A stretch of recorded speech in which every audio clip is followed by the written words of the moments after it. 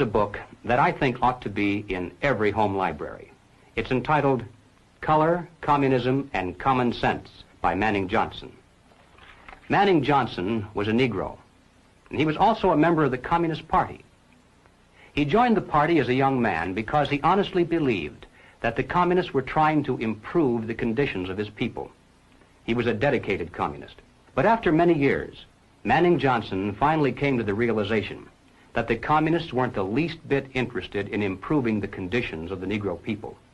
He discovered that instead they were merely planning to use his people, and these are his words, to use them as cannon fodder in a bloody revolution to destroy America. As early as 1928, the communists declared that the racial differences among our people constituted the weakest and most vulnerable point in our social fabric.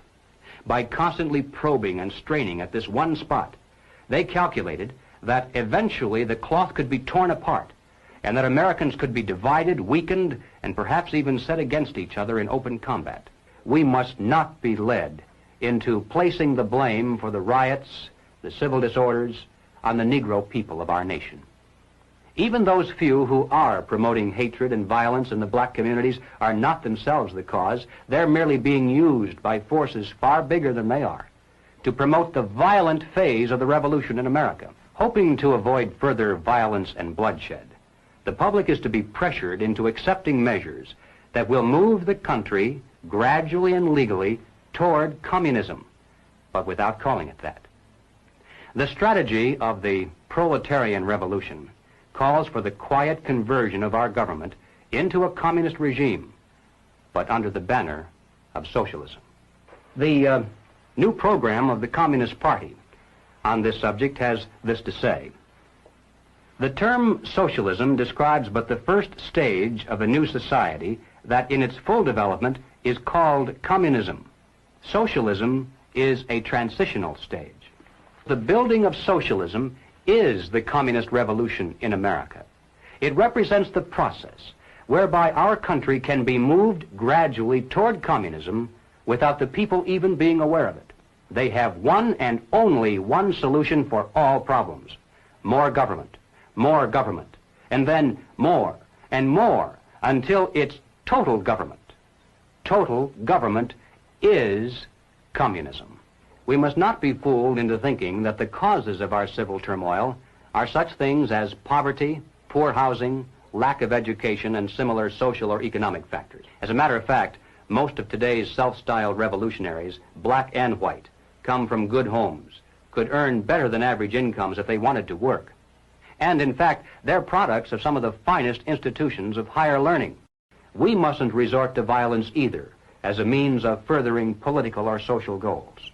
And we must do everything humanly possible to discourage others from doing so. We must support our local police. Nothing can be quite so damaging to police morale and efficiency as converting every arrest into a trial of the policeman instead of the criminal. Now, in passing, ladies and gentlemen, you may have wondered why the Communist Party has been a staunch supporter of the drive to place a black studies curriculum into our high schools and colleges. Well, the reason becomes obvious the minute you take a look at the textbooks and the study guides. Under the guise of academic balance, these courses have become a brilliant device for conditioning young people to accept still one more part of the total program for revolution. We must discover the identity of those individuals, both above and below, who consciously are furthering the communist program for revolution, and then remove them from their positions of trust and leadership. Now, of course, the minute you begin to think along these lines, you'll become the target of a whole barrage of attacks. You'll be called a right-wing extremist, a fascist, or at least a dictator. Some years ago, I happened to attend a meeting where several anti-communist refugees from behind the Iron Curtain were called upon to relate their personal experiences. One of the refugees spoke up and he said, "You know, I came to America expecting to find a nation of free men, but instead, I find exactly the same thing. Everywhere I look, I see men and women who know that communists are making headway in this country. They know that something must be done and that someone must stand up to them. But they themselves do nothing. They remain silent because they're afraid that if they speak out or take a stand publicly, it'll be bad for business. They may lose a client. They may even lose their jobs. If communism should ever come to America, we'll face more death, destruction, and human suffering than any people in history has ever faced at the hands of their invading conquerors. It's literally a question of life and death for all of us. And it's about time the American people began to face up to that fact and to act accordingly. Thank you.